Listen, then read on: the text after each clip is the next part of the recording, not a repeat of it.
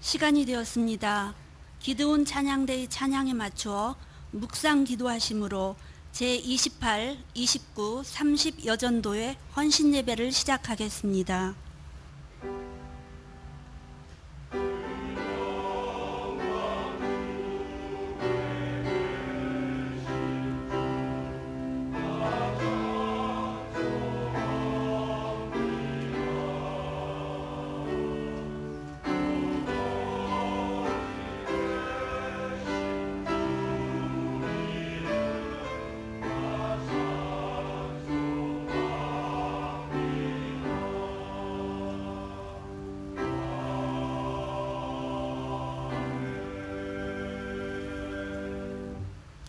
다 함께 찬송가 135장을 부르시겠습니다.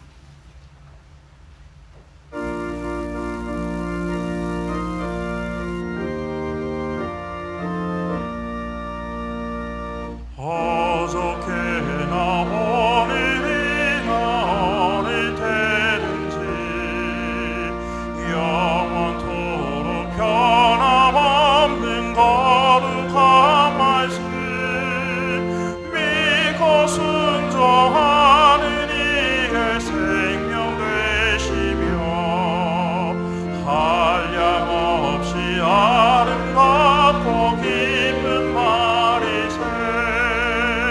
어저께나 오늘이나 영원무히 한결같은 주 예수 찬양합니다. 세상 지나고 변할지라도 영원하신 주 예수 찬양합니다.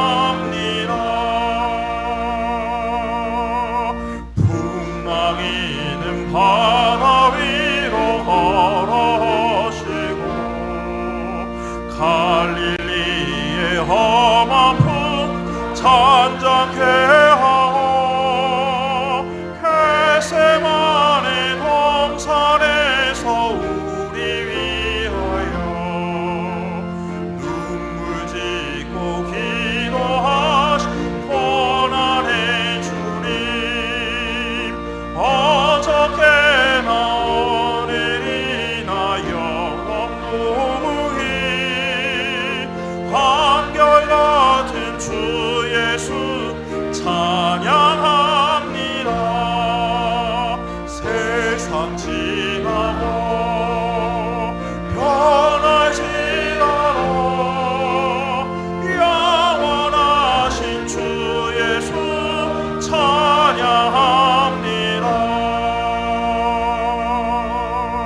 허물 많은 배를 어리 용서하시고 의심 많은 도마에게 확신 주시고 사랑하는 그의 제자 가슴에 안고 부드러운 사랑으로 품어주시네. 어저께나 오늘이나 영원히 한결같은 주 예수 찬양합니다. 세상 지나고 변할지라도 영원하신 주 예수 찬양합니다. 햇마오로 행하시던 주님 오늘도 한결같이 우리 곁 함께 계시고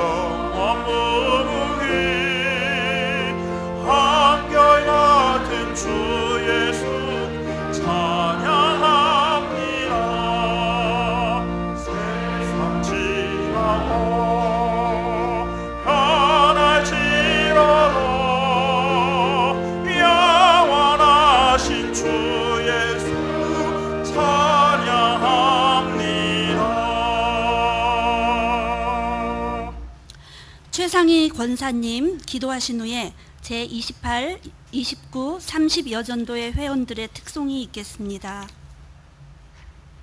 생명을 주시고 구원해 주신 주님께 깊은 감사와 경배를 드립니다. 그 은혜 속에 살아가면서도 자주자주 짓는 죄를 용서해 주시고 말씀을 붙들고 다시 믿음의 길을 가도록 인도해 주옵소서. 바른 진리의 개혁주의 신앙의 터 위에 세워진 경향교회를 섬기게 해주셔서 감사드립니다. 2016년을 지켜주신 것처럼 2017년에도 붙드시어 예수 안에서 함께 지어져 가느니라 라는 받은 말씀대로 모든 성도님들이 맡은 사명 잘 감당하도록 함께하여 주세요. 세우신 담임 목사님 영육간에 강건하게 하여 주시고 모든 사역 잘 감당하시도록 성령 충만하게 하옵소서. 이번 전국 여전도회 수련회에서 말씀 준비하시고 전하실 때 함께하여 주시고 모든 회원들이 시간을 조정하여 수련회에 참석하여 큰 은혜 받고 올 한 해 승리하게 해주세요. 원로 목사님의 영육이 강건하시고 늘 평안하게 지켜주시옵소서. 모든 교육자님들 올 한 해도 강건하게 지켜주시고 모든 사역 함께하여 주옵소서. 선교사님들의 사역과 건강을 지켜주시고 모든 기도의 제목들을 응답해 주세요. 3일부터 6일까지 진행되는 전국 SFC 동기 수양의 모든 일정을 지켜주셔서 참석한 운동원들 모두 더욱 굳건한 믿음을 주시고 안전하게 잘 마치고 돌아오도록 인도해 주시옵소서. 이 시간 28, 29, 30 여전도의 헌신 예배를 드리게 해주셔서 감사드립니다. 저희들이 한 마음으로 말씀 순종하고 주님의 빛과 향기가 되어서 있는 자리에서 주님 일 잘 감당하게 하옵소서. 말씀 전하시는 김주원 목사님 힘있게 붙들어 주시고 성도님들의 마음을 열어주셔서 큰 은혜 받게 해주옵소서. 기도원 찬양대의 찬양을 기쁘게 받아주옵소서. 언제나 감사드리며 예수님의 이름으로 기도드립니다.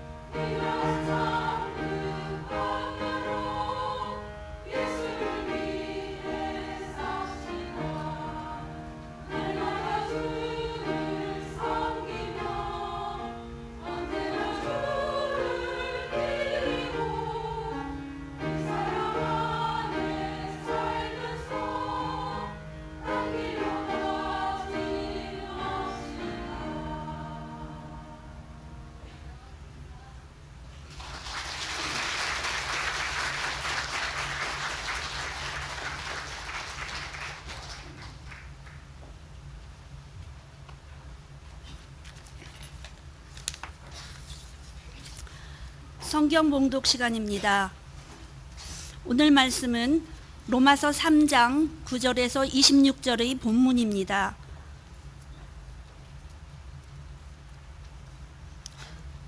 제가 23절로 26절을 봉독하겠습니다. 모든 사람이 죄를 범하였음에 하나님의 영광에 이르지 못하더니 그리스도 예수 안에 있는 속량으로 말미암아 하나님의 은혜로 값없이 의롭다 하심을 얻은 자 되었느니라. 이 예수를 하나님이 그의 피로써 믿음으로 말미암는 화목제물로 세우셨으니 이는 하나님께서 길이 참으시는 중에 전에 지은 죄를 간과하심으로 자기의 의로우심을 나타내려 하심이니 곧 이때에 자기의 의로우심을 나타내사 자기도 의로우시며 또한 예수 믿는 자를 의롭다 하려 하심이라. 아멘. 기드온 찬양대의 찬양이 있은 후 김주원 목사님께서 이제는 율법 외에 하나님의 한 의가 나타났으니 이라는 제목으로 말씀 전하시겠습니다. 많은 은혜 받으시기 바랍니다.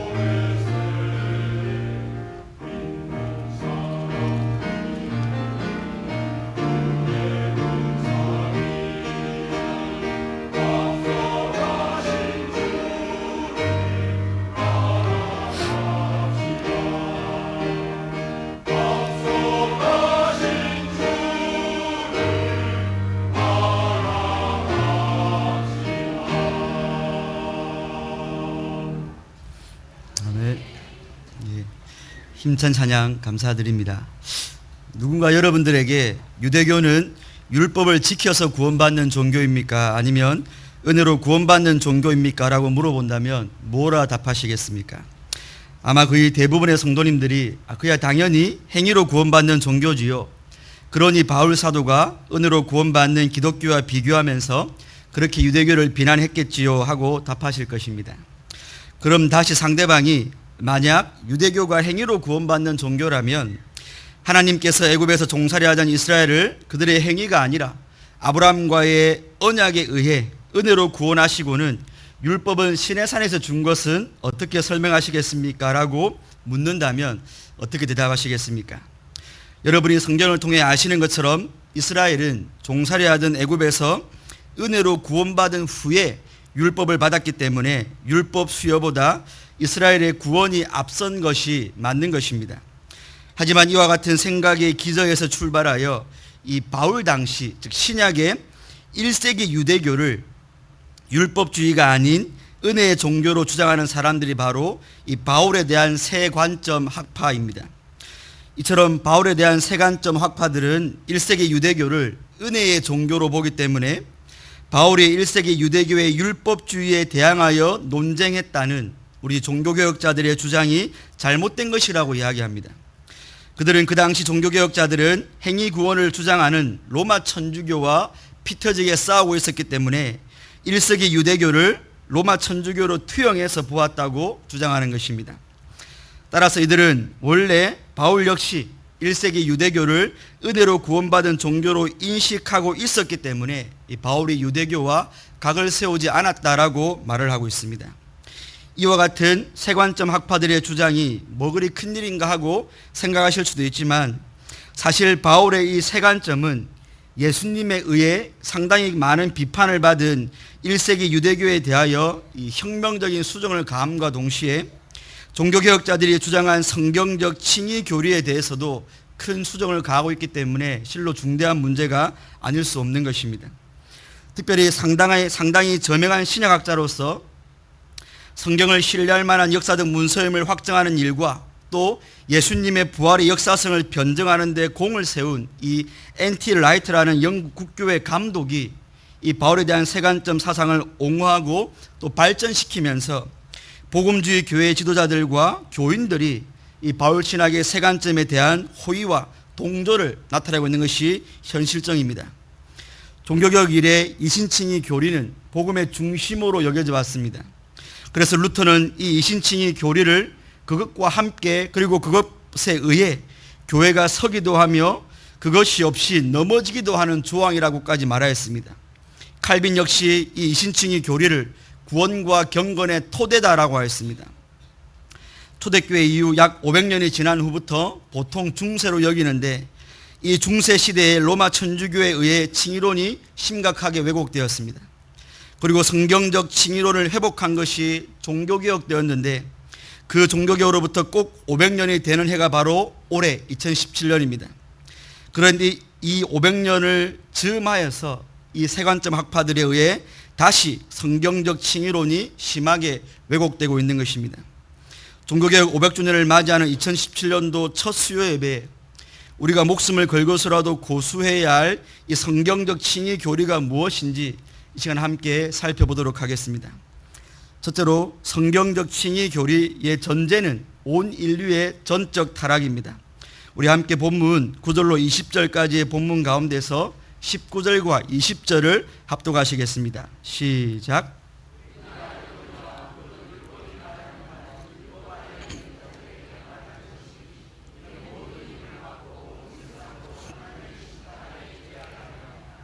그러므로 율법의 행위로 그의 앞에 의롭다 하심을 얻을 육체가 없나니 율법으로는 죄를 깨달음이니라. 아멘. 로마서 3장 9절로 20절까지의 단락은 이 죄인들에 대한 하나님의 공의를 다루고 있는 로마서 1장 18절부터 로마서 3장 20절까지 논증의 결론 부분입니다. 바울은 로마서 1장 18절로 32절까지의 단락에서는 하나님의 의로운 진노가 이방인들을 향하고 있다라고 선포하였습니다. 이어서 로마서 2장 1절부터 3장 8절을 통해서는 하나님의 의로운 진노가 이방인뿐만 아니라 유대인들에게도 향하고 있다라고 선포했습니다. 이어서 바울은 그 논리적 흐름의 결론 부분인 오늘 본문 9절로 20절에서 이방인과 유대인에 대한 하나님의 의의 공의의 심판을 마무리하고 있는 것입니다. 바울은 로마서 3장 1절 이하에서 유대인들에게는 특권이 많다고 했습니다. 하지만 하나님의 구속 경륜 가운데 주어진 유대인의 특권들이 이 죄에 대하여 진노하시는 하나님의 의에 대해서도 유대인들을 특별한 자로 만들어주는가에 대하여서 바울의 대답은 단호하게 부정적입니다. 9절에서 바울은 그러면 어떠하냐? 우리가 나으냐? 결코 아니라 유대인이나 헬라인이나 다 죄 아래에 있다고 우리가 이미 선언하였느니라 라고 바울은 못 받고 있습니다. 바울이 9절에서 언급한 죄, 이 함마르티아는 단수인데 이는 죄인들이 짓는 죄의 열매로서의 행위 하나하나를 지금 바울이 죄라고 하고 있는 것이 아니라 인격화된 세력, 곧 죄의 권세를 의미합니다. 이는 선하거나 혹은 중립의 상태에 있는 인간이 간혹 한 번씩 해가는 그 죄의 열매들, 그 특별한 행위들을 죄로 여기는 일반적인 그리고 전통적인 죄의 관점과는 다르게 인간은 죄라는 이 세력의 지배 아래 있기 때문에 그 죄의 권세에 의해 좌지우지되는 존재임을 성경은 폭로하고 있는 것입니다. 곧 인간은 죄를 지어서 죄인이 아니라 죄인이기 때문에 죄를 짓는 것입니다. 이러한 죄의 권세는 인간으로 하여금 자기가 하나님에 의해 창조되었다는 인간의 피조성을 잊게 만들어버렸고 인간을 속여 스스로 피조물의 신분을 떠나 자기를 하나님과 동등된 존재로 여기게 만들었습니다. 그리하여 아담 안에서 선악과를 따먹은 모든 아담의 후손들은 지금도 이 죄의 권세에 의해 하나님의 주권을 부정하고 공격하고 있는 것입니다. 이 사실을 바울은 로마서 3장 10절로 18절에서 이 구약을 인용하면서 이 사실을 증거해 보이고 있습니다.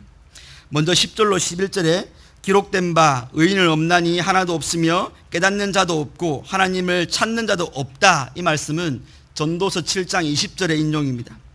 12절에 다 치우쳐 함께 무익하게 되고 선을 행하는 자도 없나니 하나도 없다. 이 말씀은 시편 14편과 53편의 인용입니다. 13절에 그의 목구멍은 열린 무덤이요 그 혀로는 속임을 일삼으며 그 입술에는 독사의 독이 있다. 이는 시편 5편과 시편 140편의 인용입니다. 14절에 그 입에는 저주와 악독이 가득하고 시편 10편 인용입니다. 15절로 17절에 그 발은 피 흘리는 데 빠른지나 파멸과 고생이 그 길에 있어 평강의 길을 알지 못하였고 이사야 59장과 잠언 1장의 인용입니다. 18절에 그들의 눈앞에 하나님을 두려움이 없느니라 시편 36편의 인용입니다. 이처럼 바울은 조목조목 구약을 인용하면서 하나도 예외가 없다는 표현을 2번 사용하고 있고 4번씩이나 한 사람은 없다는 문구를 사용하여서 죄가 온 인류에게 만연해 있음을 그 죄의 보편성을 말하고 있습니다. 의인도 한 사람도 없고 깨닫는 사람도 한 사람도 없고 하나님을 찾는 사람도 한 사람도 없고 선을 행하는 자도 한 사람도 없다는 것입니다. 유대인이나 이방인이나 할 것 없이 인간의 실존에 대한 이와 같은 단호한 정죄는 곧 오직 성경을 통해서만 얻을 수 있는 통찰인 것입니다. 또한 바울은 모든 사람이 죄인일 뿐 아니라 사람의 모든 부분이 죄로 오염되었음을 말합니다. 이것을 우리는 전적 타락이라고 표현할 수 있습니다. 이 전적 타락은 인간이 사탄과 같이 더 이상 악해질 수 없을 만큼 그 정도에 있어서 완전히 타락했다는 말이 아니라 인간 본성의 모든 범위, 모든 부위, 곧 인간의 지성, 감성, 의지가 다 타락했다는 그 범위에 있어서의 부패함을 말하는 것입니다. 바울은 인간의 전적 타락을 설명하기 위해 인간이 말로 짓는 죄와 행동으로 짓는 죄를 그 아래 열거하고 있습니다. 먼저 바울은 13절과 14절을 통해 인간의 발성기관을 목구멍, 혀, 입술, 입의 순서대로 언급하면서 인간이 말로 짓는 죄가 얼마나 치명적인가 묘사합니다. 또한 바울은 15절로 18절에서는 죄인들의 행동을 통하여 인간의 전적 타락을 묘사합니다. 이러한 죄로 말미암은 파괴와 파멸의 결과는 언제나 고통과 고난과 고생과 비참입니다. 경쟁으로 말미암은 파괴와 고통, 이 싸움으로 말미암은 파탄과 고생, 전쟁으로 말미암은 멸망과 참상, 이것이 바로 피로 물든 전적으로 타락한 인간의 역사인 것입니다. 이처럼 전적으로 타락한 인간들은 평화의 길을 알지 못하고 하나님을 떠난 마음에는 진정한 평안이 있을 수가 없습니다. 혹 있더라도 그것은 사탄이 주는 거짓 평안일 뿐입니다. 그리고 이 전적 타락의 본질은 18절에 기록된 대로 그들의 눈앞에 하나님을 두려움이 없느니라는 데서 가장 잘 나타나고 있습니다. 전적 타락 가운데 있는 자들도 인류애를 발휘하여 나와 상관없는 타인을 위해 일하기도 하고 효심이 있어 낳아주고 길러주신 부모님을 공경하기도 하고 공익을 위해 개인적 유익을 포기하기도 하지만 사실 그 모든 것이 하나님의 영광과는 전혀 상관이 없고 하나님을 두려워하지도 않고 하나님을 전혀 의식하지 않고 나오는 죄일 뿐인 것입니다. 사실 지금까지의 논증도 이 구약 시편과 이사야를 인용했기 때문에 이방인들은 말할 것도 없이 유대인들 역시 이 죄의 보편성과 전적 타락으로부터 자유롭지 못하다는 것에 대한 충분한 증거가 될 것입니다. 하지만 바울은 유대인들 역시 이 죄의 보편성과 전적 타락의 상태로부터 특권적으로 제외되지 않았음을 19절로 20절을 통해 못 받고 있습니다. 19절로 20절을 통해 바울은 만일 유대인이 율법을 통해 의롭다함을 얻지 못했다면 아무도 율법을 지킴으로는 의를 얻지 못한다라고 설명하고 있습니다. 바울은 19절에서 유대인들을 율법 아래에 있는 자들이라고 지칭하면서 그들에게 율법이 주어진 목적이 모든 입을 막고 온 세상으로 하나님의 심판 아래에 있게 하려 함이라고 말하고 있습니다. 그렇다면 유대인에게 주어진 율법 때문에 어떻게 하나님이 온 세상의 입을 막아버리시는 것입니까? 이에 대한 답은 만일 하나님의 언약과 선택으로 말미암은 그 이스라엘 백성들조차 율법을 지키지 못했다면 이방인을 포함하여 그 누구도 율법을 지키지 못하는 것은 너무나 당연하게 기결되기 때문인 것입니다.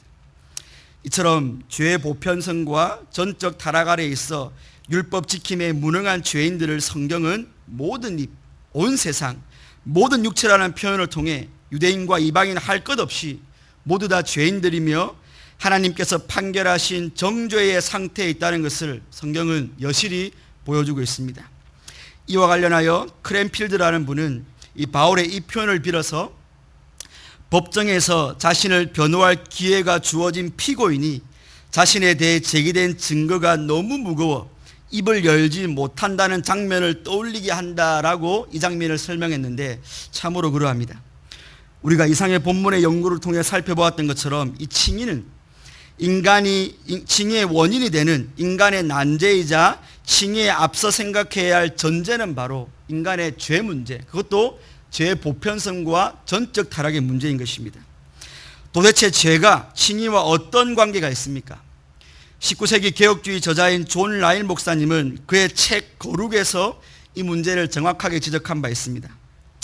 명백한 진리는 죄에 대한 올바른 지식이 바로 구원적 기독교의 모든 근원이 된다는 것이다. 죄에 대한 지식이 없이는 칭의나 회심이나 성화와 같은 교리들은 그저 우리 인간의 지성에 아무런 의미도 전달하지 못하는 단어나 명칭이 될 뿐이다. 죄에 대한 희미한 또는 불분명한 견해는 오늘날 존재하는 모든 오류와 실책과 이단과 거짓 교리의 원인이 된다. 만일 인간의 그의 영혼의 질병에 대한 위험한 상태를 깨닫지 못한다면 그들이 그릇된 또는 불완전한 치료책으로 만족하는 것은 당연한 것이다. 나는 19세기 교회에 필요했으며 또한 가장 시급한 문제 가운데 하나가 바로 죄에 대한 분명하고도 충실한 교훈이었다고 생각한다라고 존 라일 목사님은 죄와 칭의의 관계를 설명했던 것입니다. 죄에 대한 분명하고도 충실한 교훈을 교회에 가장 필요하며 가장 시급한 문제라고 진단했던 이 존 라일 목사님의 이 정확한 진단은 비록 19세기 교회만이 아니라 오늘 이 21세기 교회에도 저와 여러분들에게도 가장 필요하며 가장 시급한 문제일 것입니다. 특별히 존 라일 목사님이 언급하신 것처럼 만일 인간이 그의 영혼의 질병에 대한 위험한 상태를 깨닫지 못한다면 그들이 그릇된 또는 불완전한 치료책으로 만족하는 것은 당연하지 않겠습니까, 여러분? 폐암이라는 무서운 병의 초기 증상은 목감기 증상과 비슷하다고 합니다. 폐암 초기 환자가 현재 나타나고 있는 증상이 그저 목감기 증상이라 계속 감기약만 먹고 있어서는 아무런 효과도 없을 뿐더러 그대로 방치하여 증상이 더 악화되면 이제 다른 방도도 손쓸 수 없게 되지 않겠습니까? 마찬가지로 모든 인간들이 죄의 세력 아래에 있고 인간성의 모든 범위가 다 타락하여 죄와 허물로 죽었다는 이 인간의 실존을 저와 여러분들이 제대로 직시하지 못한다면 구원을 위한 그 어떤 처방도 무용지물일 것입니다. 이처럼 죄의 보편성과 전적 타락 가운데 있는 죄인들을 향하여 단 1%의 가망성이라도 인간편에서 인간이 무엇을 하여서 구원에 이를 수 있다고 처방하는 것은 죄의 질병에 대하여 이 죄인들에게 너무나도 중대한 오진을 내리는 것입니다. 그런데 서론에서 언급한 이 바울의 세관점주의자들이 바로 그런 오진을 내린 자들입니다. 세관점주의자들은 1세기 유대인들이 하나님의 은혜로 구원 공동체에 이미 들어온 자들이라고 생각했습니다. 그리고 그 구원에 머물기 위해서 율법의 순종이 필요했다고 생각했습니다. 즉 은혜가 먼저이고 그 후에 그 은혜에 머물기 위해서 율법이 주어졌다는 것입니다. 그러므로 1세기 유대교는 은혜로 구원을 얻은 은혜의 종교이지 율법을 지켜서 구원받는 행위의 종교가 아니라고 세관점주의자들이 주장하고 있는 것입니다. 그래서 세관점주의자들은 이 바울은 유대 교인으로 이미 구원을 받았기 때문에 바울이 다메섹 도상에서 한 체험은 바울의 회심이 아니라 이방인의 사도로 부름을 받은 소명이라고까지 말을 하는 것입니다. 즉 바울은 유대교를 통해 구원 공동체에 이미 들어와 있었고 나름대로 율법을 잘 순종하여서 율법에 통한 구원에 머물러 있었기 때문에 바울에게는 회심이 필요한 것이 아니라 사도로 부름만이 필요했다는 것입니다. 그러나 여러분, 이 말을 조금만 생각해 봐도 세관점주의자들이 생각하는 1세기 유대교는 은혜로 구원 공동체에 들어올지는 몰라도 어쨌든 그 구원을 유지하기 위해서는 율법 지킴이라는 인간의 행위가 보태져야지만이 구원이 완성되는 율법주의 종교인 것입니다. 이런 주장을 하던 세관점주의자들에게 있어서 기독교의 칭이란 유대인들이 은혜로 구원 공동체에 들어오는 것처럼 이제 기독교에서는 이방 사람들이 예수를 믿음으로 구원 공동체에 들어오는 것으로 밖에 말하지 않습니다. 그리고 구원 공동체에 믿음으로 들어온 자들이 이제 다시 율법 지킴을 통해서 그게 머물러 있게 되고 후에는 자기가 순종한 행위를 통하여서 하나님 앞에 마지막 최종 심판에서 구원에 이르렀다는 최종 판결을 받게 된다고 말을 하고 있는 것입니다. 이것은 모든 인간이 죄의 보편성과 전적 타락으로 인한 무능성 때문에 율법에 완전히 순종할 수 없고 유대인과 이방인 모두가 하나님의 정죄 아래에 있다는 로마서의 가르침에 반하는 것입니다. 세관점주의자들은 죄의 세력 안에 있는 인간의 비참함과 무능함을 무시했습니다. 그래서 인간이 할 수 있다라고 낙관적으로 본 것입니다. 이들은 인간이 얼마든지 율법에 순종할 수 있고 그 순종의 행위를 보태어서 최종 구원에 이른다고 주장하고 있는 것입니다. 따라서 바울에 관한 세관점주의자들은 칭의에 있어서의 인간의 무능성과 그에 따른 율법의 정죄를 그들의 주장의 전면에 내세우지 않습니다. 왜냐하면 인간의 무능성과 율법의 정죄를 말하게 되면 이 구원에 있어서 단 1%라도 인간의 행위가 들어올 자리가 없기 때문입니다. 이처럼 바울에 관한 세관점 학파는 죄인에 대하여 비교적 낙관적으로 생각하기 때문에 인간의 구원에 대하여 은혜는 말하지만 여러분, 바울과 종교개혁자들이 생명을 걸고 외친 오직 은혜는 말하지 않는 것입니다. 은혜와 오직 은혜는 오직이라는 부사 하나의 차이가 아니라 그야말로 교회가 서고 넘어지는 칭의 교리의 내용을 결정하는 키워드인 것입니다. 은혜만을 말하는 자들은 은혜를 말하니까 좋아 보이지만 실상 그들은 언제라도 인간의 공로와 행위를 혼합시켜서 죄로 인한 인간의 비참함과 무능함을 축소시켜버립니다. 그러나 오직 은혜만을 말하는 자들은 죄의 보편성과 전적 타락으로 인해 하나님의 심판에서 도무지 벗어날 수 없던 죄인들을 구원하신 말 그대로 오직 하나님의 은혜만을 더욱 확대시키는 거 아니겠습니까?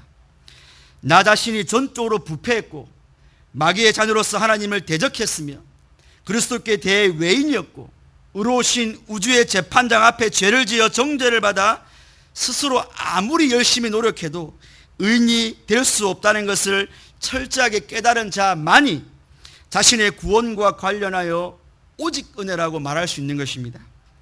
경향의 성도님 한 분 한 분이 이 성령님의 역사로 말미암아 죄의 지배 아래에 있었던 자신이 얼마나 비참하고 얼마나 위험한 상태에 있었는지를 깊이 자각하심으로 오직 은혜로 우리를 구원하신 하나님만 높이시기를 주님의 이름으로 축원드립니다. 둘째로 성경은 이 칭의 교리의 핵심은, 성경적 칭의 교리의 핵심은 예수 그리스도를 믿음으로 말미암은 의의 증가입니다. 우리 시간 함께 본문 21절로 26절을 합독하시겠습니다. 시작.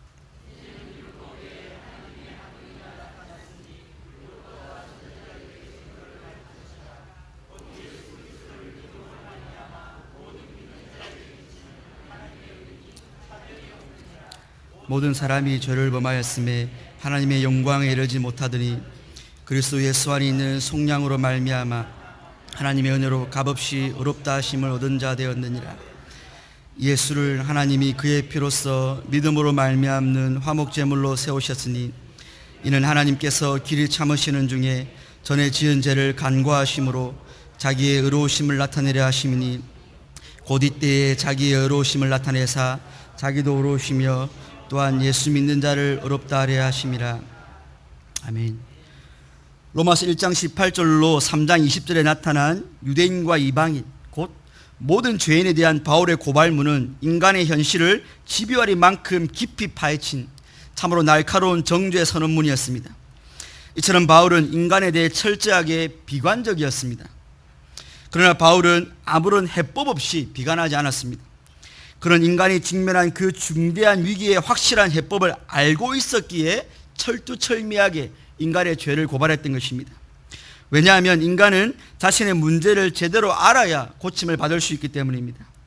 바울은 해법을 이렇게 소개합니다. 21절에서 그러나 이제는 율법 외에 하나님의 한 의가 나타났으니 율법과 선지자들에게 증거를 받은 것이라. 한글 성경에는 그러나라는 접속사가 성록되어 있지만 원문에는 이제는 앞에 그러나를 의미하는 접속사가 기록되어 있습니다. 그러나 이제는 이라는 표현은 결정적인 전환을 의미합니다. 죄인을 향한 하나님의 공의는 모든 율법을 다 지켜도 하나만 어겨도 온 율법을 다 어긴 것으로 여겨버립니다. 하나님의 의는 완전한 순종을 요구하기 때문입니다. 그렇기에 원죄와 자범죄로 얼룩진 죄인에게 율법의 행위로 하나님의 의를 만족시킨다는 것은 그야말로 언감생심이었습니다. 바로 이것이 인간에게 직면한 최대의 난제였습니다. 이전까지 논증된 인간의 절망적인 상태에 대해서 바울은 23절에서 모든 사람이 죄를 범하였음에 하나님의 영광에 이르지 못했다라고 한 구절로 요약하고 있습니다. 그런데 바로 그런 상태에 있던 죄인들에게 그러나 이제 율법 외에 하나님의 한 의가 나타났다고 바울은 감격적인 선언을 하고 있는 것입니다. 바울은 분명히 말하기를 이제 나타난 그 하나님의 의는 율법 외에 나타난 의라고 했습니다. 이 말의 의미는 인간이 자신의 행위로 무엇인가를 이루어 의롭게 되는 그 율법 지킴의 방식은 하나님의 공의의 법정에서 완전히 기각되어져 버렸다는 것입니다. 따라서 만약 율법을 지켜 얻은 의를 자신의 칭의의 근거로 삼는 자들은 하나님의 의는 불필요하게 됩니다. 반대로 이제 나타난 하나님의 의를 자신의 칭의의 근거로 삼는 자들에게는 인간의 행위가 설 자리라고는 전혀 없게 되는 것입니다. 바울은 이와 같이 인간의 행위에 의한 의를 완전히 기각시켜버리는 이 하나님의 의가 율법과 선지자들에게 증거를 받은 것이라고 했습니다. 그리고 이제 나타났다고 했습니다. 율법과 선지자는 구약 전체를 상징하므로 이 하나님의 의가 율법과 선지자들의 증거를 받았다는 것은 인간이 자신의 행위가 아니라 하나님의 의로 구원받는다는 것이 신약의 진리가 아니라 이미 구약에서부터 계시되어 왔다는 것을 말하는 것입니다. 그러니 구약의 성도나 신약의 성도나 공이 하나님의 의로 구원받는 것이지 자기의 행위로 구원받는 것이 아닌 것입니다. 다만 구약에서는 그것들이 절기와 제사와 같은 의식법 속에 희미하게 가리워져 있었다면 이제 신약에 와서는 구약의 증거를 받은 그 하나님의 의가 나타나 버린 것입니다. 그렇다면 그렇게 공의로운 잣대로 율법에 하나만 어겨도 정죄하실 수밖에 없는 하나님께서 어떻게 죄를 범하였으며 하나님의 영광에 이르지 못한 죄인들을 의롭다라고 칭해 주시는 것입니까? 이것이 바로 22절과 24절로 26절에 나타나 있는 답입니다. 타락으로 인한 율법 지킴의 무능함으로 인해 율법의 행위로 의롭다함을 받을 수 없는 죄인들은 이제 율법의 행위가 아닌 예수 그리스도를 믿음으로 말미암아 주어지는 의를 인해서 의롭다함을 받게 되는 것입니다. 이를 바울은 22절에서 곧 예수 그리스도를 믿음으로 말미암아 모든 믿는 자에게 미치는 하나님의 의인이 차별이 없느니라고 표현하고 있는 것입니다. 그렇다면 우리는 예수 그리스도를 믿음으로 말미암는 그 의가 어떻게 하나님의 공의적 요구를 만족시키면서 죄인을 어렵게 하는가에 대한 질문을 해봐야 합니다. 이와 관련하여 바울은 24절로 26절을 통해 죄인들을 향한 하나님의 공의의 형벌이 그리스도의 속량과 피 흘림과 화목제물 되심으로 인해 죄인들의 죄가 간과되는 방법으로 해결되었다라고 말을 하고 있습니다. 속량은 값을 주고 사낸다는 상업적 용어인데 하나님께서는 예수 그리스도의 피로써 죄인들을 속량, 즉 사내신 것입니다. 피는 곧 생명이므로 예수님의 생명과 죄인들의 생명을 맞바꾸신 것입니다. 그리고 그리스도께서는 죄인들에게 주어질 하나님의 공의의 형벌을 만족시키는 화목 제물로 드려주신 것입니다. 그러므로 예수 그리스도의 십자가의 속죄 사역은 죄인들을 위하여 대신 죽으신 대리적 죽음이었으며 죄에 대한 하나님의 진노에 상응하는 형벌적 죽음이었으며 그 대리적이며 형벌적인 죽음을 통해 하나님의 의가 만족되었던 것입니다. 따라서 하나님께서는 죄인들의 죄는 예수님께로 전가시키셨고 흠없고 죄 없는 어린 양 예수를 죄로 삼아 십자가에서 형벌을 받게 하신 것입니다. 또한 전생애 동안 하나님 앞에 순종하신 예수님의 그 무흠한 율법 순종의 의로움은 저와 여러분들에게 전가시키셔서 이 예수를 믿는 자들은 죄의 형벌의 문제도 해결되고 율법을 완전히 지켜야 하는 순종의 문제도 동시에 해결해 주신 것입니다. 이를 바울은 고린도서 5장 21절에서 하나님이 죄를 알지도 못하신 자로 우리를 대신하여 죄를 삼으신 것은 우리로 하여금 저의 안에서 하나님의 의가 되게 하려 하심이니라 라고 하여 예수님과 죄인들 사이에 발생한 이 죄와 의의 전가에 대하여 분명하게 일러준 것입니다. 이를 우리의 신앙의 선배들인 종교개혁자들은 위대한 교환이다 라고 말을 했던 것입니다. 우리는 쓰레기 같은 죄를 드렸는데 예수님은 당신의 의로움을 주셨기에 이보다 더한 위대한 교환이 어디 있겠습니까, 여러분? 그러므로 예수님께서는 우리의 질고를 지셨고 우리의 슬픔을 당하셨으며 우리의 허물 때문에 찔리셨고 우리의 죄악 때문에 상하신 것입니다. 대신에 저와 여러분은 예수님 때문에 평안을 누리고 예수님께서 채찍에 맞으심으로 나음을 입은 것입니다. 그런데 이사야 선지자는 이런 위대한 전가의 은혜를 베풀어 주신 분에 대하여서 여호와께서는 우리 모두의 죄악을 그에게 담당시키셨다라고 담담하게 말하고 있는 것입니다. 당신의 아들로 하여금 죄인들의 모든 형벌을 감당하게 하시고 그 죄인들에게, 가치 없는 죄인들에게 아들의 얻은 의를 주신 분이 바로 아버지라는 것을 구약 성경은 밝혀주고 있는 것입니다.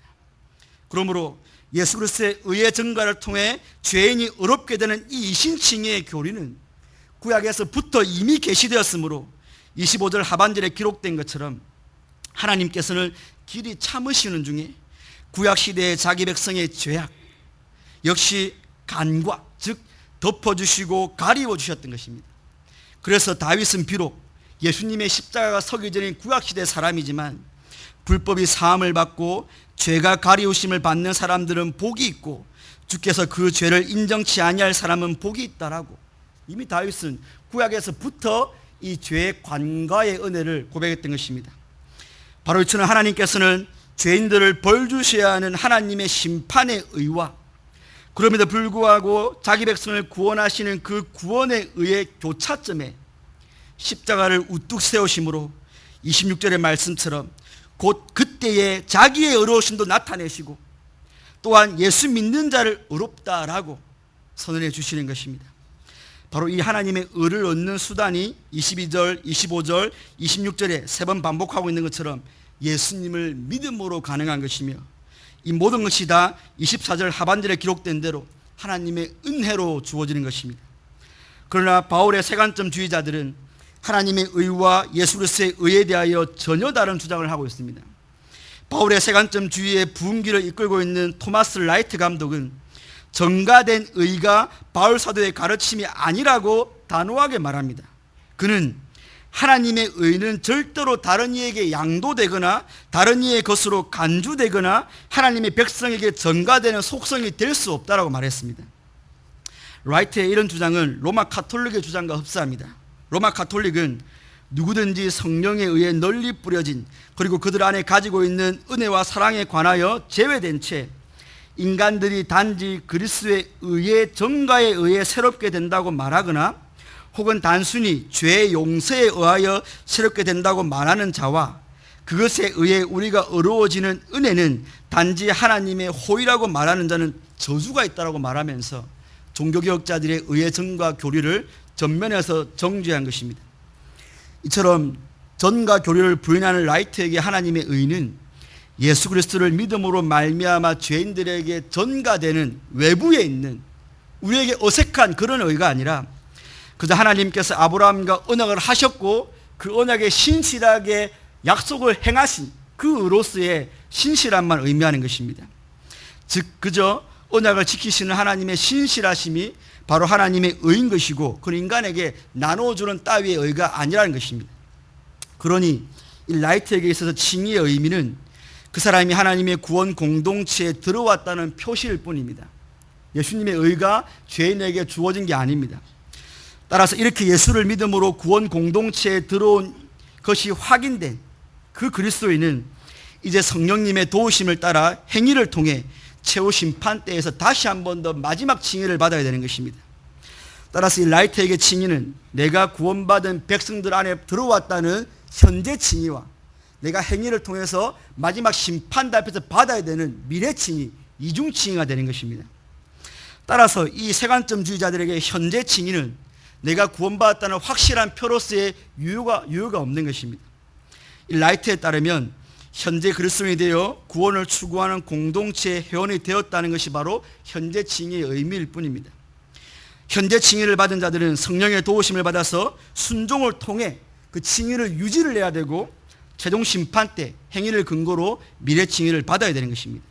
그러나 성도 여러분, 우리가 앞에서 살펴보았던 것처럼 성경적 칭의 교리, 곧 바울의 칭의론이며 종교개혁자들의 칭의론이며 우리 개혁주의자들의 칭의론은 종말에 있을 하나님의 마지막 심판 때의 판결을 앞당겨서 받은 한 번밖에 없는 번복될 수 없는 종말론적 칭의인 것입니다. 저와 여러분들의 과거, 현재, 미래의 죄의 형벌은 예수님의 십자가 위에서 다 해결되었고 우리가 지켜야 할 율법의 요구는 흠없이 거룩하신 예수 그리스도께서 다 지켜주셨습니다. 그리고 우리는 예수님께서 다 이루신 그 의를 믿음으로 전가받았기에 마지막 심판 때에서의 형벌을 두려워할 필요가 없는 것입니다. 성도 여러분, 그리고 오늘 헌신을 재확인하시는 28에서 30여 대 회원 여러분, 언약적 율법주의를 태동시킨 이 샌더스라는 사람, 그리고 이를 비평적으로 수용한 제임스 던과 라이트, 이 사람들은 서로 주장하는 것에 약간의 차이는 있지만 신자가 믿음으로 구원 공동체에 들어와서 율법을 지켜서 구원에 계속 확정을 받고 성령에 이끌려서 행위로 구원에 이른다는 데 있어서는 차이가 별로 없습니다. 따라서 그들이 은혜의 종교로 주장한 언약적 율법주의는 엄밀히 말해서 넓은 의미의 행위 구원 종교인 것입니다. 이 체계 안에서 그들은 은혜는 주장하지만 오직 은혜는 부정합니다. 그러므로 세관점주의자들은 종교개혁자들과 논쟁했던 로마 가톨릭과 똑같은 이 반펠라기우스적인 행위 구원론자들인 것입니다.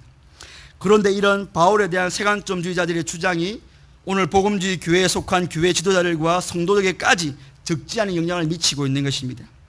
특별히 그리스도인들의 삶의 윤리가 땅바닥을 치고 있는 이 마지막 시대에 많은 사람들이 이런 기독교인들의 잘못된 행실을 한번 구원은 영원한 구원이라고 가르친 개혁주의 구원론의 탓으로 여기고 있는 이 시대에 이들의 가르침은 더욱더 힘을 얻고 있습니다. 개혁주의 구원론은 한번 구원받은 사람은 어떻게 살아도 구원에 이른다는 것처럼 오도되어 있고, 이 세관점주의자들의 주장은 구원은 은혜로 시작하지만 마지막 최종 판결은 하나님의 은혜가 개입되긴 하지만 살아온 삶으로 받는다고 하니까 안일함에 빠진 그리스도인들에게 경종을 울렸다고 여기는 것입니다. 그러나 성도 여러분, 이들의 주장이 아무리 성경을 인용하고 있고 아무리 그럴듯하게 들려도 우리가 앞에서 살펴보았던 것처럼 그들은 율법 지킴에 대한 인간의 무능함을 언급하지도 않고 구원받은 성도에게 남아있는 부패함에 대해서도 언급하지 않습니다. 그러니 그들은 구원 공동체에 들어온 성도는 성령의 도우심을 받아 마지막 심판을 통과할 수 있는 선을 행할 수 있고 그 행함으로 마지막 구원에 이른다라고 말을 하는 것입니다. 뿐만 아니라 현재 칭의로 구원받은 성도의 표지를 가지고 있다 할지라도 그 사람이 다시 중대한 범죄를 저질렀을 때는 그 사람에게는 구원의 확신이 없어지는 것입니다. 평생을 살아가면서 그 사람이 나름대로 잘 살고 있을 때에는 구원의 확신이 있겠지만 조금 게을렀거나 다른 날보다 죄를 많이 지은 날에는 또 구원에서 떨어질까 두려워하면서 마지막 심판 앞에 서야 되는 것입니다. 결국은 행위로 최종 구원에 이르기 때문입니다. 그러나 바울과 종교개혁자와 개혁주의자들이 가르치는 성경의 하나님은 도무지 가망성이 없던 하나님의 원수인 저와 여러분들을 찾아와 주신 오직 은혜의 하나님이십니다. 하나님께서는 처음부터 인간들이 아무리 선하게 한다고 해도 여전히 죄가 묻어나오는 그 행위 같은 것은 조금도 염두에 두지 않고 처음부터 마지막까지 당신의 주권과 자비와 긍휼로 죄인들의 구원을 계획하셨고 또 그렇게 이루신 것입니다. 성경의 하나님은 자기가 구원하시기로 작정하시고 또 그렇게 사랑하신 자를 인간의 일관성 없는 행위 때문에 잃어버리시는 그런 약하고 무능하신 하나님이 아닌 것입니다. 또 저 사람이 구원받을까 못 받을까만 멀리서 지키만 보고 계시는 우유부단한 하나님도 아닌 것입니다. 사랑하시는 자를 반드시 죄의 거름더미에서 끌어올리시고는 인간의 행위가 0.001%도 섞이지 않은 예수 그리스도의 의의 옷을 지어 입히시고는 그 아들 안에서 우리를 의롭다고 선언해 주시고 그 처음 선언 그대로 최종 심판대 앞에서도 우리를 의롭다고 의인이라고 선언해 주시는 그 하나님이신 것입니다. 이 오직 은혜를 아는 자들에게는 당위적으로 맺히는 것이 바로 감사의 선행인 것이지 행위는 우리 구원의 조건이나 근거가 절대로 될 수 없는 것입니다. 따라서 성경적 칭의를 바로 아는 자에게서만 그 칭의의 토대 위에서 감사의 열매, 성화가 나오는 것입니다. 그리고 이 칭의는 우리가 영화의 자리로 나아가는 데 있어서의 모든 근거가 되는 것입니다. 이 놀랍고도 위대한 구원의 은혜를 베풀어 주신 이 삼위 하나님을 더욱 사랑하시는 성도들 되시기를 주님의 이름으로 축원드립니다.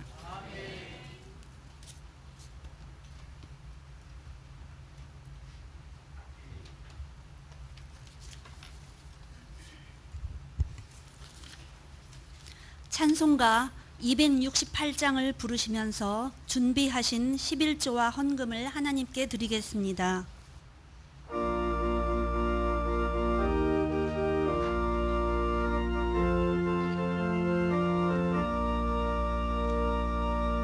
죄에서 자유를 얻게 함을 보혈했냐 주의 보혈 시험을 이기고 승리하니 참 놀라운 능력이로다 주의 보혈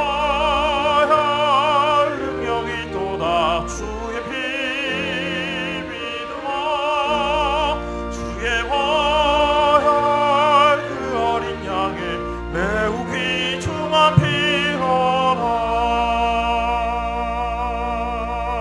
육체의 정욕을 이기림을 보혈했냐 주의 보혈 정결한 마음을 얻게 하니 참 놀라운 능력이로다 주의 보혈 능력이 또다 주의 피 믿으어 주의 보혈 그 어린 양의 매우 귀중한 피로라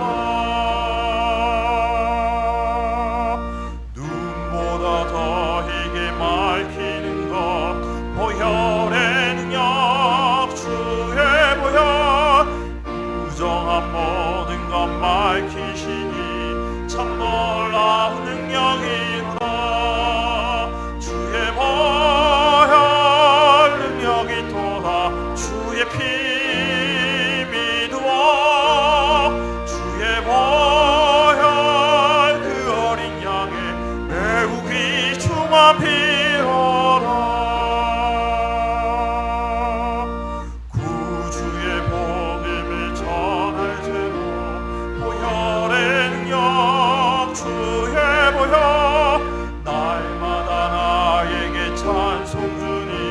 참 놀라운 능력이로다. 주의 보혈 능력이 도다. 주의 피 믿으어 주의 보혈 그 어린 양의 매우 귀중한 피로다.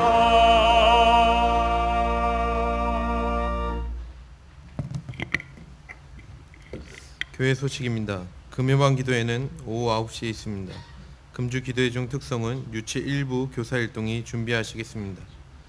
다음 주일 낮에는 남녀전도회 청년의 기간 원래에 임시당회 경양 성교회 총회가 있으며 밤에는 남전도회 연합회 헌신 예배로 드리겠습니다. 예배 후 구역장 성경 공부가 있겠습니다. 구역장님께서는 교구별로 자리에 앉아주시기 바랍니다. 감사합니다. 이어서 전도회 소식입니다. 제28, 29, 30 여전도회 헌신 예배를 허락하신 하나님께 감사를 드립니다. 말씀을 전해주신 김주원 목사님, 찬양을 해주신 기도원 찬양대, 헌금을 위한 기도와 축도해 주실 정원재 목사님께 감사드립니다. 제28 여전도회는 60년 1월로 4월생, 29 여전도회는 60년 5월로 7월생, 30 여전도회는 60년 8월로 9월생으로 구성되어 있습니다. 주변에 이에 해당되는 성도님이 계시면 저희들과 함께 전도회 활동에 참여할 수 있도록 권면해 주시기 바랍니다. 오늘 우리 교회에 처음 나오셨거나 등록을 원하시는 분들은 예배가 끝난 후 친교실로 오셔서 담당 교역자님의 기도와 교회에서 준비한 선물을 받으신 후에 돌아가시기 바랍니다. 다 함께 송령 경향교회를 부르신 후에 정원재 목사님 나오셔서 헌금을 위한 기도와 축도해 주심으로 제28, 29, 30 여전도의 헌신 예배를 모두 마치겠습니다.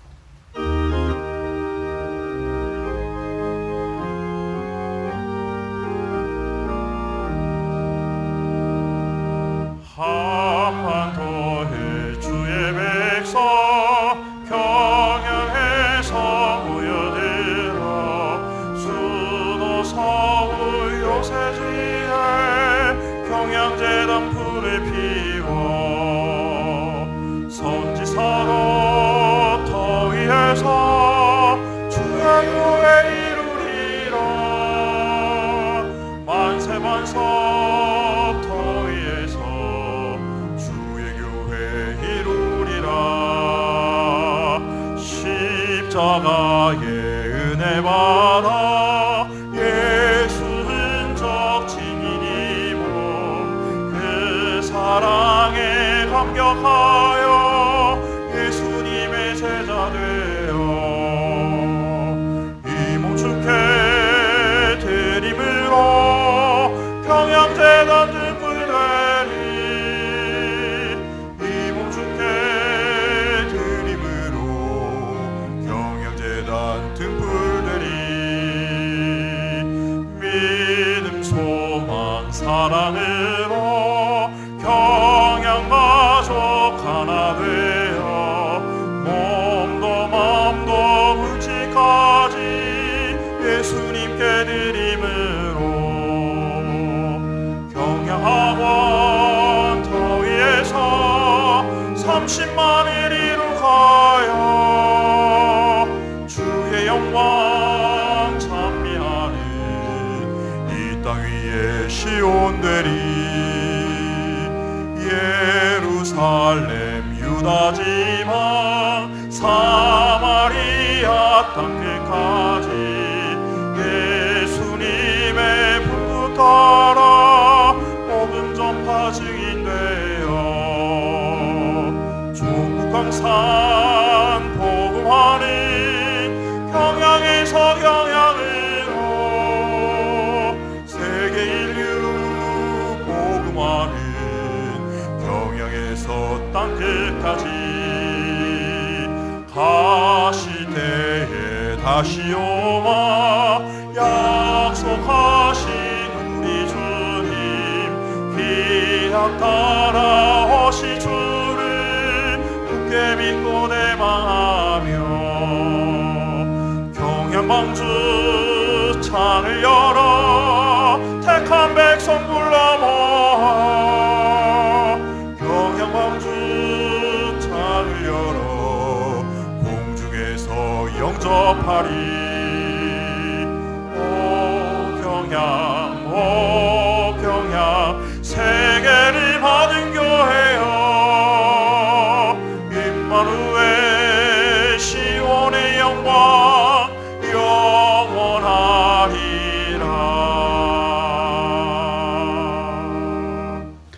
담임 목사님께서는 전국 SFC 동기 수양에 참석 중이십니다. 기도하겠습니다. 주님, 2017년 새해 첫 수요 예배를 허락하시고 힘든 육신에 타협하지 않고 이 성전으로 인도하시며 주의 사자를 통해 깨닫는 말씀을 주심을 감사드립니다. 주신 말씀처럼 누구 하나 예외 없이 모두 타락한 우리에게 오직 예수 그리스도의 믿음으로 말미암아 의롭다 칭해 주신 이 바른 칭의의 교리를 확실하게 깨달음으로 전적으로 이 의의 전가로 온전히 성화의 삶을 살아가는 경양의 모든 성도들 되게 하여 주옵소서. 이 밤에도 저희에게 마음과 정성을 다해 모든 찬양과 또 기도의 제목들과 이 시간 드린 모든 예물까지 기쁘게 연락하여 주시고 주님의 뜻에 따라 우리의 삶에 물질의 형통의 복을 더하여 주옵소서. 지금은 우리를 구원하시기 위하여 십자가에 못 박히신 예수 그리스도의 은혜와 하나님의 한량없인 그 크신 사랑과 성령님의 인도와 보호하심이 오늘 말씀을 통해 전혀 행위로서 의를 얻을 수 없는 전적 타락한 인류에게 오직 예수 그리스도의 믿음으로 의의 전가로 말미암아 주신 이 바른 칭의의 교리를 확실하게 알고 그 칭의를 토대로 온전히 성화의 삶을 살아가기를 소망하는 모든 경양의 성도들의 머리 위에 오늘 헌신하시는 28, 29, 30 여전도의 회원들 머리 위에 지금부터 영원토록 함께 하실지어다. 아멘.